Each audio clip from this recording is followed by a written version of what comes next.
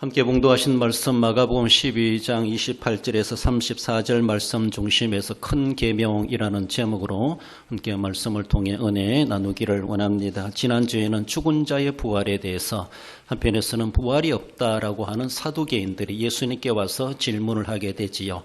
그래서 지상에서 여러 남자의 아내가 되었던 그 여인은 하나님 나라 부활한다면 부활의 세계에 가서는 누구의 아내가 되겠는가라는 이런 질문을 가지고 사두개인들이 물어봤을 때 예수님은 거기에 가면은 장가 시집가는 것도 없고 천사들과 같다 그렇게 답변을 해 주셨습니다.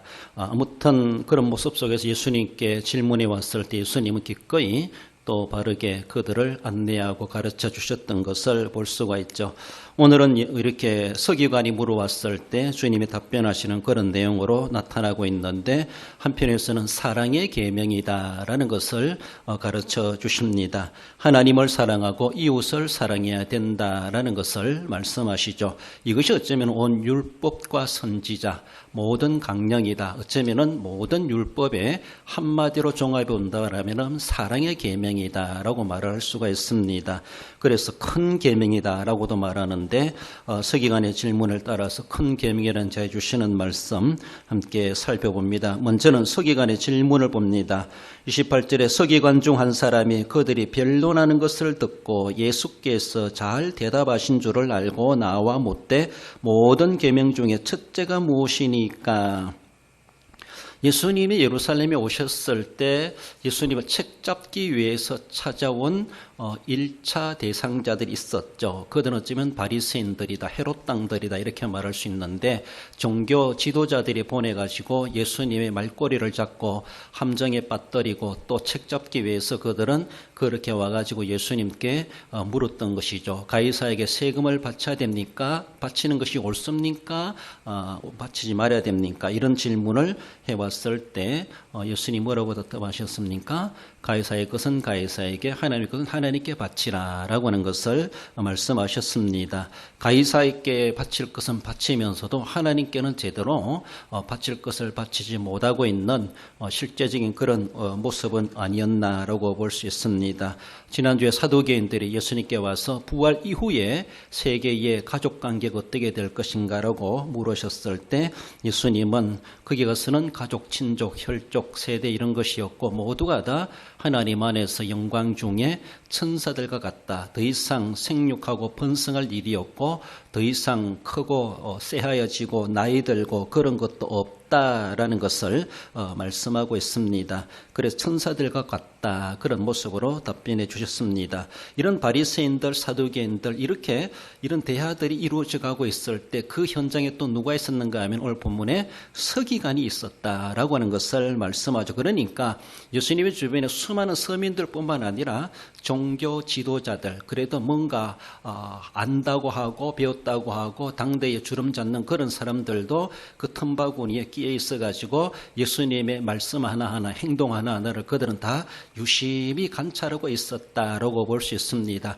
은혜 받기 위해서 몰려드는 사람도 있기도 했지만 예수님을 책잡기 위해서 말꼬리 잡고 흠을 찾아내기 위해서 그렇게 찾아오는 부정적인 관점으로 몰려드는 사람들도 없잖아 있었다라는 것이죠. 그러나 그렇게 왔던 사람들이 진정 예수님을 만나고 나서 보니까 정말로 그들이 도리어 큰 은혜를 받는 것을 볼 수가 있죠. 오늘 본문의 서기관은 예수님을 책잡기 위해서 나와봤다라기보다는 자신이 그동안 어쩌면은 신앙생활에 있어가지고 그렇게 궁금해했고 고민해왔던 그런 내용들 실제적인 자신의 고민사항이 아니었겠는가 그렇게 봅니다. 앞에 바리새인들이나 사두개인들의 그런 흠 잡기 위해서 질문한다라기보다 자신의 신앙 고민사항을 가지고 예수님이 그렇게 답변 잘 하시는 것을 보면서 그럼 저 예수님께 물어봐야 되겠다. 아마 이런 관심을 갖지 않았겠는가라고 볼 수 있습니다. 그러나 또 마태복음에서는 이렇게 이야기해주고 있습니다. 22장 35절에 보면은 그 중에 한 율법사가 예수를 시험하여 묻되 선생님 율법 중에서 어느 것이 크니까? 라고 말하고 있습니다. 어쩌면 마태의 관점은 그도 다른 사람과 다를 바 없이 예수님을 테스트, 시험하기 위해서 그렇게 질문을 던져왔다. 마태 기자는 그런 관점으로 이 서기관 율법사를 보았다라고 볼 수 있습니다. 그러나 전체적인 모습으로 바라볼 때 그가 다른 사람들처럼 예수님을 책잡기 위해서 질문해 온 것은 아닌 것 같다. 그렇게 주석가들은 대부분이 그렇게 보고 있습니다. 정통적으로 서기관들은 모세 율법에 대해서 613가지 조항을 가지고 있다. 그렇게 말하죠. 그래서 부정적인 조항이 365, 1년 365 하는 건 365가지를 가지고 있고, 긍정적인 조항을 248가지를 가지고 있다. 그렇게 그들이 세분화해 가지고 모세 율법을 이렇게 지켜야 된다. 그런 것들이 있죠.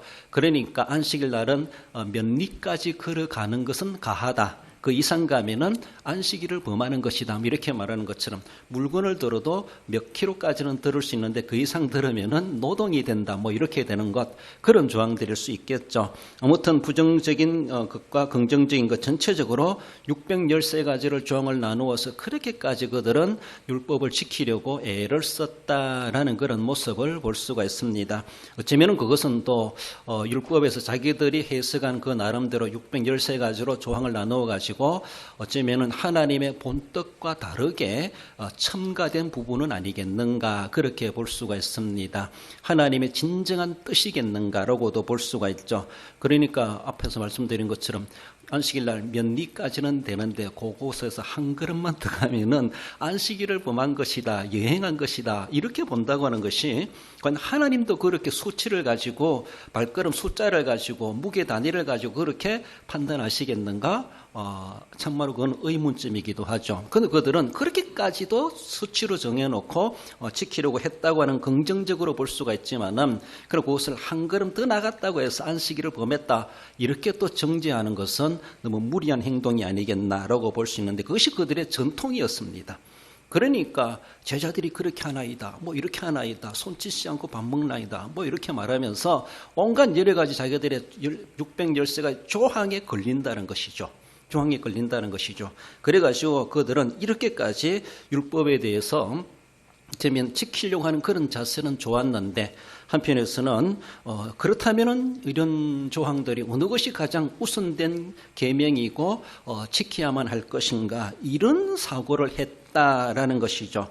우리도 살아가다 보면은 그러하죠.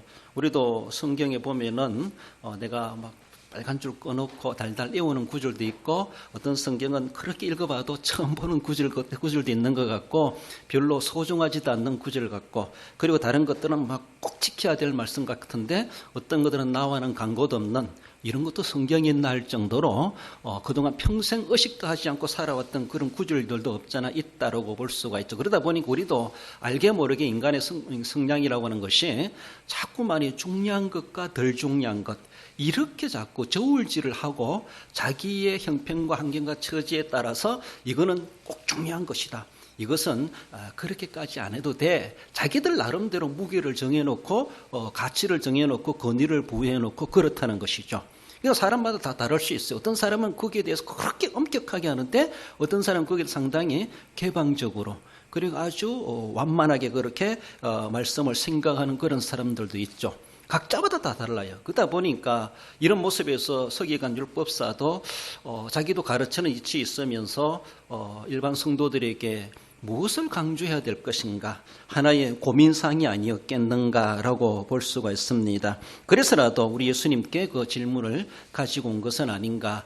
한편에서는 긍정적인 질문이기도 하지만은 자꾸 우리의 생각 속에서 하나님의 말씀을 자꾸 자기의 기존의 잣대를 들여대가지고 이건 중요하다, 이거는 그렇게 중요하지 않다, 이런 것들은 우선된다, 이런 것들은 차선이다, 이렇게까지 자꾸 줄 세우려고 하고 중요하고 덜 중요하고를 자기 형편, 환경, 처지에 따라서 그것을 강조하거나 또 합리화하거나, 이런 모습들이 있다는 것이 하나님의 말씀 우리가 그렇게 해도 되냐는 것이죠. 어떻게 생각하십니까? 어떻게 생각해요? 바쁘니까 어쩔 수 없어.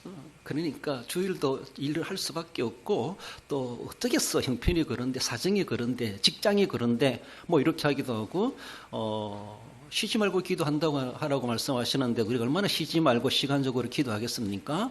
물론 시간적으로 율법적으로 그래 기도한다는 것만이 아니겠지만은 그런 모습에서도 바쁠 땐 쉬지 말고 기도 안 해도 돼 뭐 이렇게 해도 될 이유가 합리화하기도 합니다.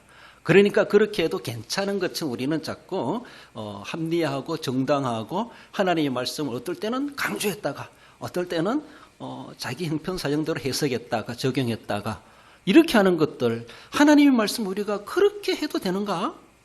그렇게 해도 되는가? 그렇게 요리해 먹어도 되는가? 상당히 두려운 감이 있어요.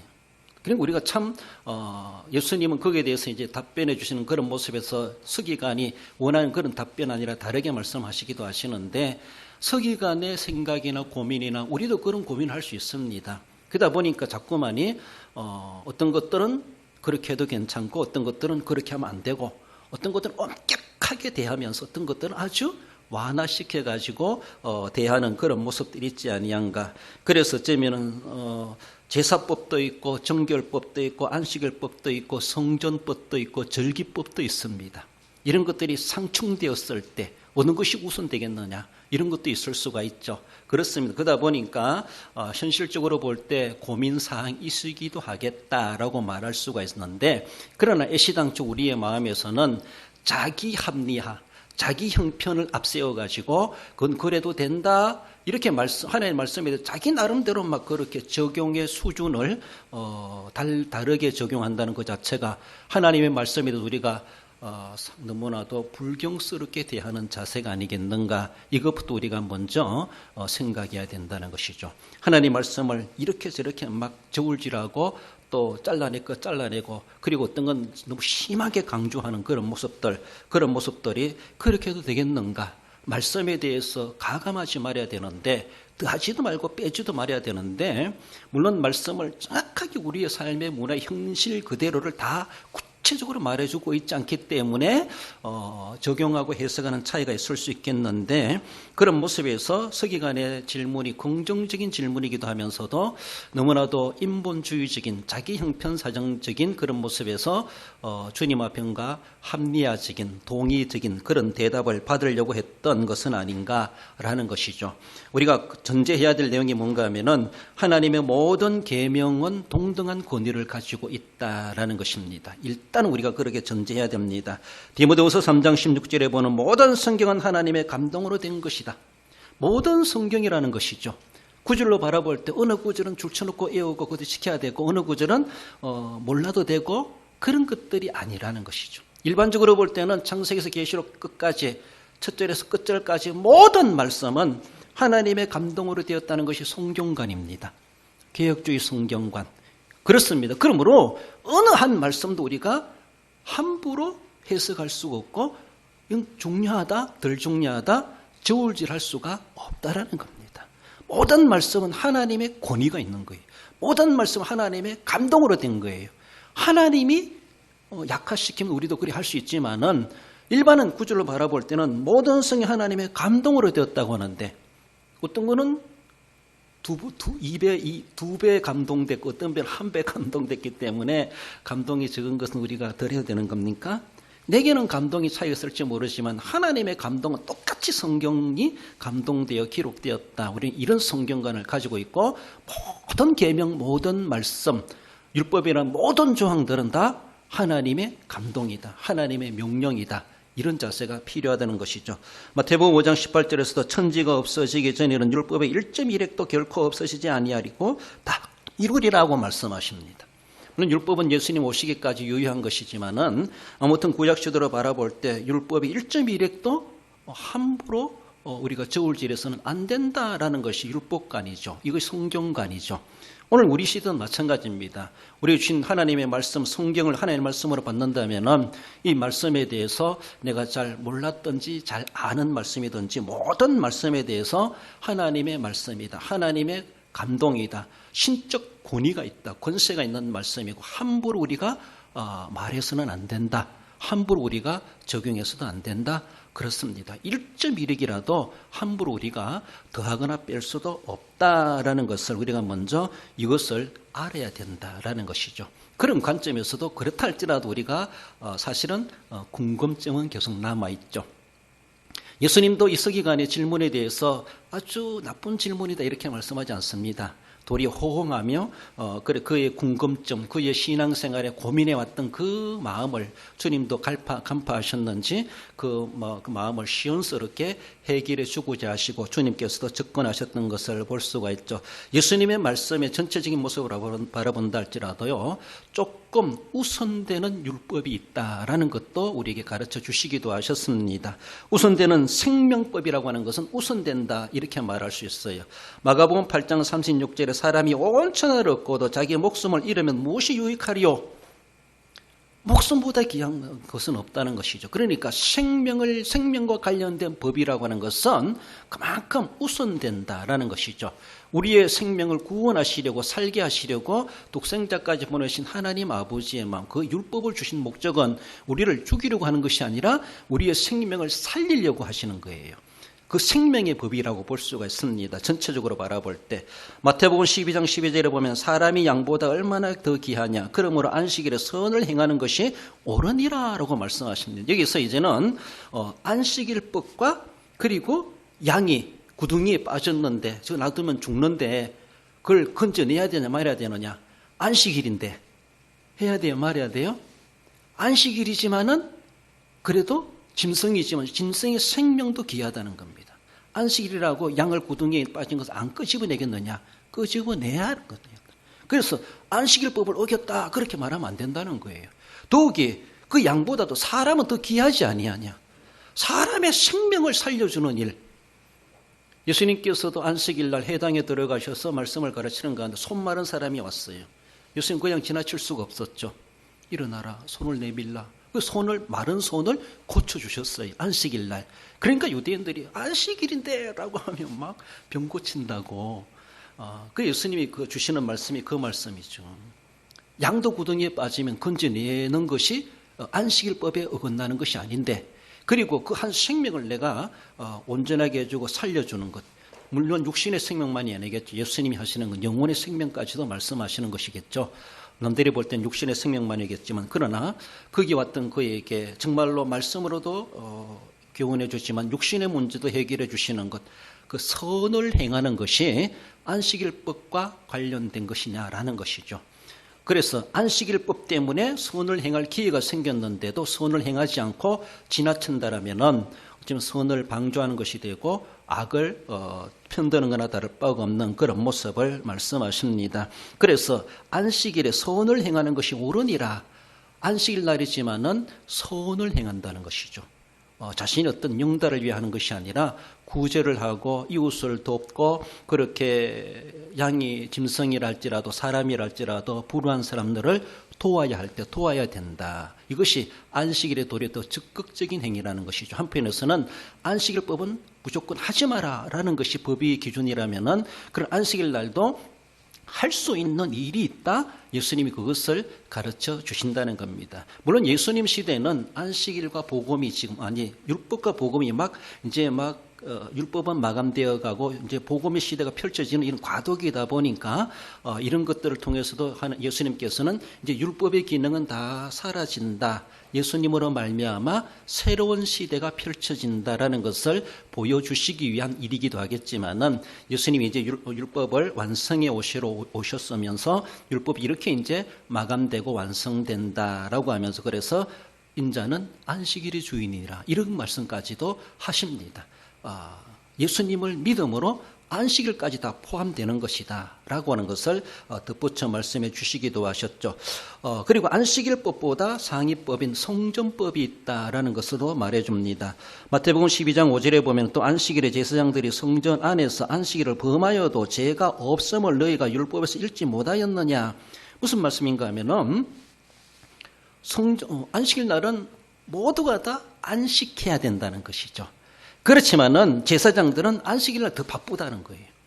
목회자도 그러하죠. 더 피곤하죠. 쉬어야 되는데 왜 일하게 만드는 것이죠.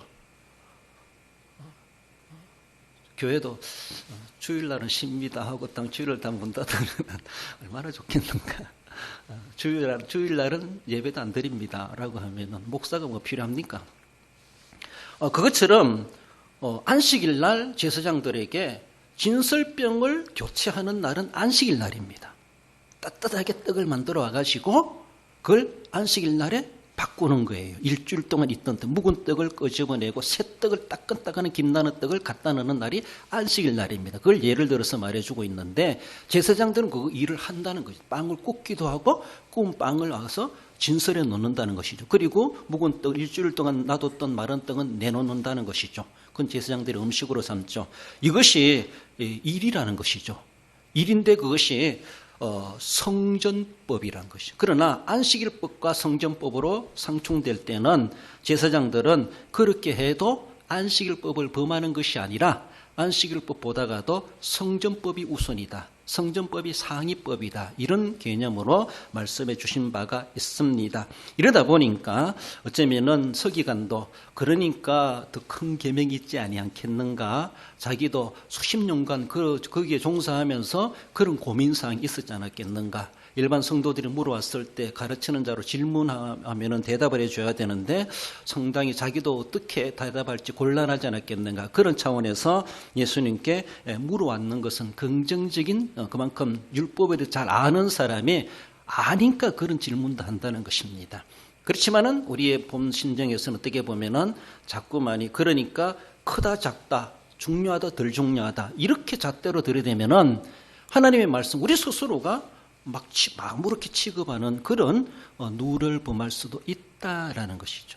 우리도 마찬가지입니다. 그러니까 어떤 말씀이든지 간에 내 형편관계가 처지를 타대가면서 합리해가지고 어쩔 수 없다 뭐 그렇게 하면은 안 된다는 것이죠. 일단은 하나님의 모든 말씀은 다 동등한 권위가 있고 하나님의 감동이고 1.1핵이라도 우리가 함부로 말하면 안 된다. 그래서 할 수 있으면은 하나님이 형편 주시는 대로 최선을 다해서 말씀대로 지켜야 된다. 그렇다고 해서 우리가 형편이 다 완만하다고 해서 완벽하게 말씀을 지켜 구원받을 사람 아무도 없습니다.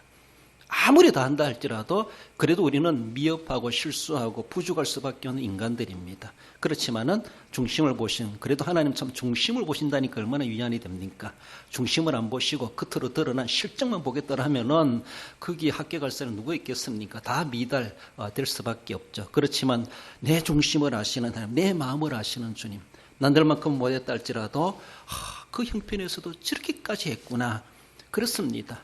5달란트 못 남겼어도 반달란트를 남겼어도 반달란트 남기기까지 무엇을 어떻게 했는가를 주님은 다 아신다는 것이죠. 그런 자세 속에서 아무튼 우리의 마음까지 보시는 하나님 앞에 하나님의 말씀에 대해서 지키려고 몸부림치는 그런 자세는 우리에게 필요하다라는 겁니다. 그런 모습에서 하나님 말씀에 대해서 모든 말씀이 그만큼 내게는 큰 계명이다. 그런 자세가 필요하다는 겁니다. 서기관의 질문이 있고 나아가서 예수님의 답변해 주십니다. 29절에 예수께서 대답하시되 첫째는 이것이니 이스라엘아 들으라. 주 곧 우리 하나님은 유일한 주시라. 서기관의 질문에 대해서 예수님이 동문서답하듯이 하나님은 유일하신 하나님이시다. 유일성에 대해서 이렇게 어떻게 보면은 질문과 맞지 않는 대답 같은 대답을 하십니다. 어쩌면은 예수님도 첫째는 뭐 이렇게 말씀하시는데 그것은 서기관이 물어왔으니까 물어온 눈높이에 맞춰가지고 첫째는 둘째는 뭐 이렇게 말씀하실 뿐이지 첫째는 기하고 둘째는 차선이고 그런 것은 결코 아니라는 겁니다. 그렇게 물어왔으니까 서기관의 수준대로 답변하시느라고 그렇게 말씀하시는 것이지 하나님의 말씀을 줄 세우게 하면 안 된다는 것이죠. 어떤 건 앞에 서고 어떤 건 뒤에 서고 그런 말씀이 아니고 그거 먼저 지키고 두 번째 지키고 그런 것이 아니라는 것입니다. 서기관의 물어온 논리대로 예수님은 그대로 눈높이를 맞춰서 답변하시는 그런 가운데서 첫째는 이것이니 라고 하며 그에게 이해를 북돋아 주시는 것을 볼 수가 있는데 하나님은 유일하시다. 이것을 주님은 먼저 전제하고 말씀하십니다. 유일하시다는 것은 하나밖에 없다는 것이 그래서 이게 절대란 말이 나와요. 절대. 한 개밖에 하나밖에 없으니까 절대죠. 절대. 다른 어떤 플러스 마이너스 알파가 아니에요. 하나님은 딱 한 분이라. 그러니까 절대자이시다 이렇게 말합니다. 하나님 외에는 없으니까 절대자이시고 하나님은 크시거나 작으시거나 또 많거나 적거나 그런 것도 아니에요. 하나. 우리 개수를 볼 때 하나인데 이게 많다 말할 수도 없고 적다 말할 수도 없고 크다 말할 수도 없고 작다라고 말할 수도 없어요. 그런 모습 속에서 하나님 유일성, 유일하다고 하는 것은 오직 우리가 경배해야 될 대상은 하나님이시다. 우리가 신종, 믿으면서 순종해야 될, 복종해야 될 대상은 오직 그분밖에 없으시다. 그것입니다. 우리가 진정으로 종교적으로 신앙적으로 사랑해야 될 대상은, 숭배해야 될 대상은 그 하나님 한 분이시다. 그분밖에 없으시다. 먼저 질문자 모든 이스라엘 백성들에게 그것을 예수님은 전제해 주시는 것이죠. 우리가 성경에 대해서 크고 작은 것 따지기 전에 모든 것은 하나님의 감동을 해도 이게 전제돼야 되는 것처럼 1.1억이라도 함부로 말하면 안 된다고 말하는 것은 전제돼야 되는 것처럼 그렇지 않습니까? 예수님의 답변에서도 어쩌면은 무엇이 크다 작다 이거보다는 하나님의 유일신앙관부터 가져라. 하나님에 대한 유일신감부터 가져라. 이것을 우리에게 요청하고 계시다라는 것입니다. 여러 조항들의 계명을 생각하기 전에 먼저 우리가 생각해야 될 것은 하나님은 한 분이시다. 유일하신 하나님이시다라는 겁니다. 그러니까 하나님은 한 분이신데 우리는 자꾸 그것을 앞서거니 뒤서거니 중요한 것이니 덜 중요한 것이니 자꾸 그렇게 말해요. 한 개 가지고 뭐 그렇게 말할 거 뭐 있습니까? 하나인데. 그렇잖아요? 좋다 싫다 말할 것도 없어요. 하나는 가지고.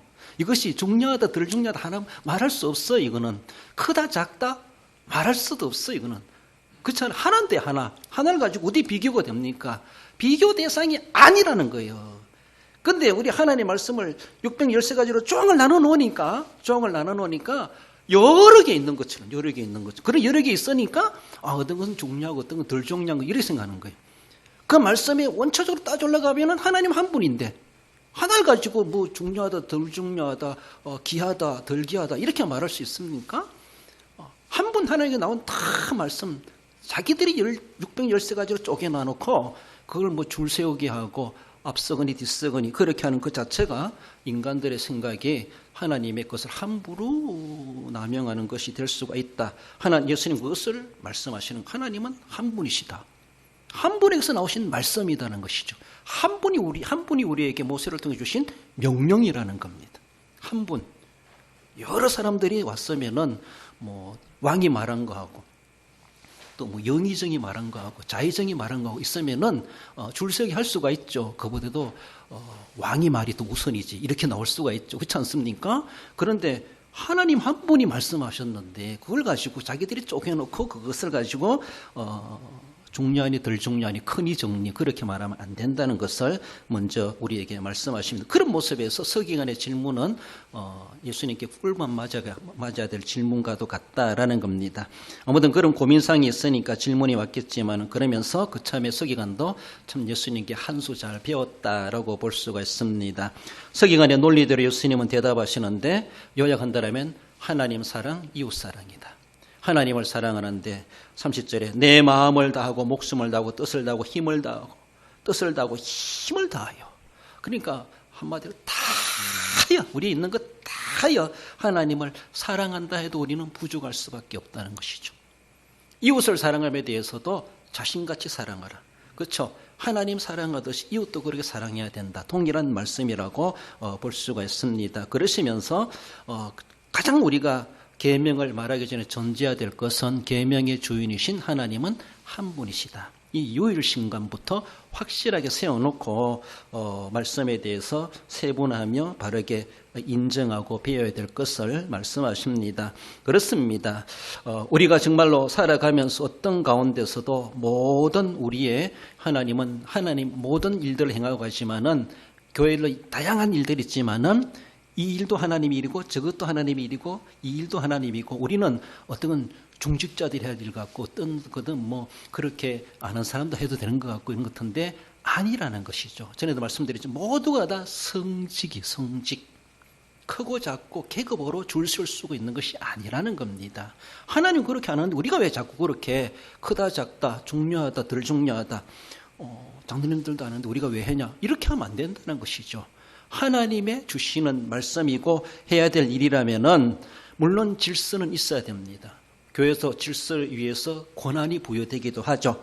그것은 우리가 무시하면 안 되겠지만은 하나님 주신 어떤 직분을 내가 받았다 할지라도 그것을 경중으로 나눌 수가 없고 다 두렵고 떨림으로 받아야 될 말씀이고 직분이다, 은사다, 달란트다라는 것을 생각해야 됩니다. 우리는 예수 그리스도 한 분으로 똑같이 구속함을 받았어요. 똑같이 너나 나나 할 것 없이 초신자이든 오래 믿은 사람이든 예수님이 십자가의 보혈의 피는 똑같은 효과를 나타냅니다. 똑같은 효과. 죽으면서 구원받는다 할지라도 예수님 믿었다 할지라도 똑같이 예수 믿고 구원받는 것은 똑같습니다. 구속의 은혜. 하나님 한 분이시고 유일한 중보자. 예수님은 유일하신 중보자이시다.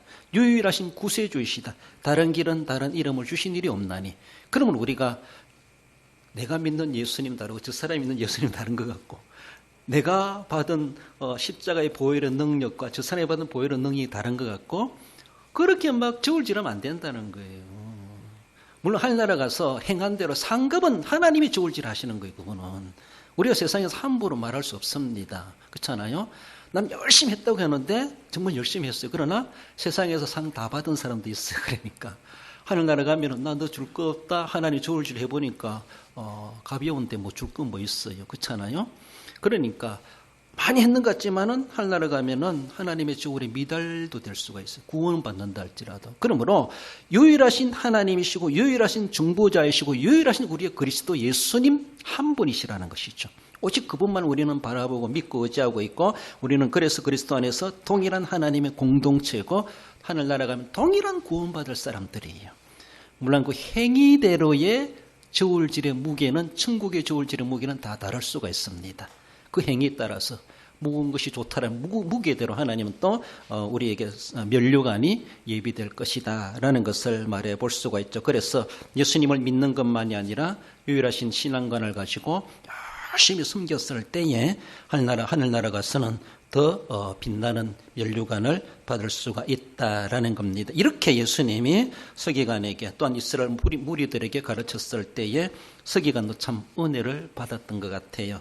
32절에 선생님 올소이다 이렇게 긍정적인 반응을 보이게 되는데 그러나 제대로 서기관은 다 이해는 했겠나. 율법에 너무 젖어 있는 사람이다 보니까 그래서 예수님은 삭개오처럼 너는 이 시간 아브라함의 자손이 되었다 이렇게 선언하시기보다가도 좀 예수님도 34절에 내가 하나님의 나라에서 멀지 않도다 이렇게 멀지 않도다 이제 가까이 다가오고 있구나 긍정적인 대답을 예수님이 해주셨다라는 것을 볼 수가 있죠. 그렇죠. 한 가지 계속 말씀을 들으면서 더 신앙의 중심 자리로 가까이 다가가는 긍정적인 그래서 완전히 하나님의 은혜의 보좌 앞에 나아가는 그런 우리의 모습이 되어야 되지 아직도 멀찍이 있는 그런 모습이 되어서는 안 된다는 것이죠. 말씀의 지식과 지혜와 은혜와 깨달음과 말씀의 내 생활에 적용하는 것도 멀지 않도다. 그러나 아직은 중간까지는 아직 못 오고 있다. 이 뉘앙스를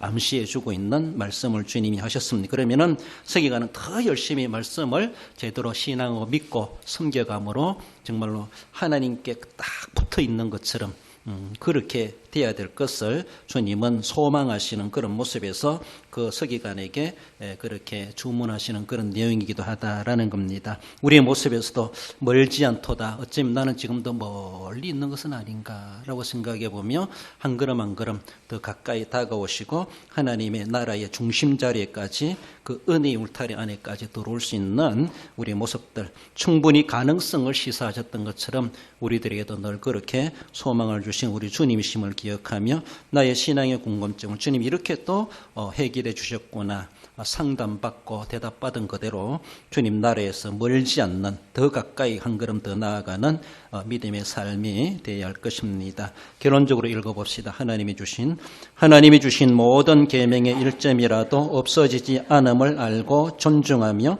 하나님의 유일성대로 하나님만을 숨기고 목숨 다해 하나님을 사랑하고 자신같이 이웃을 사랑하는 성도가 됩니다. 그렇습니다.